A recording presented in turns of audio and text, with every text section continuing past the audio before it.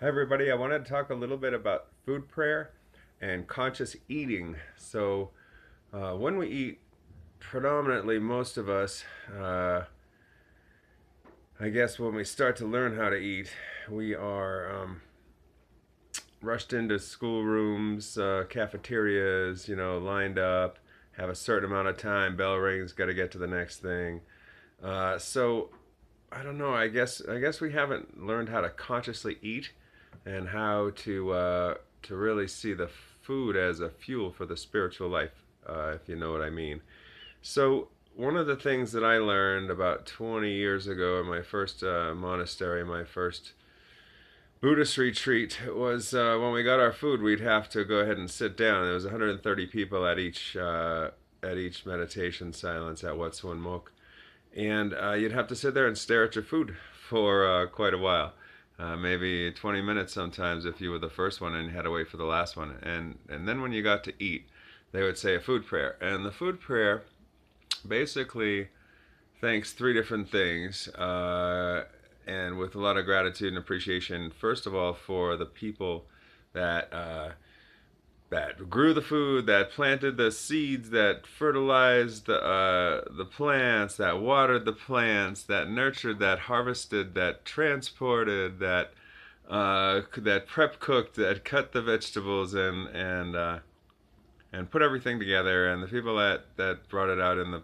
onto the plates. And so it makes you really think deeply about how many people are crucial to getting that food onto your plate. So it's not just just falling out of the sky on your plate, but there's a process there, and to really give thanks for that process. And then also to see the food as a fuel to fuel the spiritual life and the physical body, and to really have that respect for the food and that love for the food, because this has to sustain you. This has to give you your energy. It has to nurture you, and this is what you're rebuilding your body with. When the body rebuilds 500 million cells every day, whatever it is, maybe it's a billion, I think. This is the fuel. This is the building blocks. So you have to see it in that respect. And then the last one is really to send loving kindness and compassion out to all those people that don't have food today, or that are going without clean water or medicine, and to really give thanks. And then when you do eat, Gandhi said, chew your liquid till chew your food till it becomes a liquid, and chew your liquid like it was a food. So not only chewing 40 or 50 times each bite till it turns into syrup in your mouth before you swallow, creating all those enzymes in your cheeks, that saliva that comes down, but then also, really feeling the food enter your body. And even if you have to eat emergency fast food, still eat consciously, and don't eat something bad and think, oh, it's going to be so bad for me, this donut or whatever.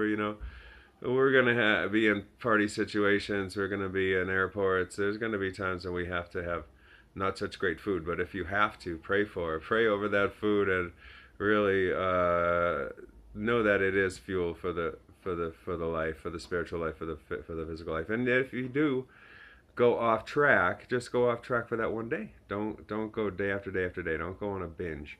But if you do get out and want a hot fudge sundae, or you want to eat something that's not so great for you, just do it that one time. Really enjoy it. Maybe have a little taste of it.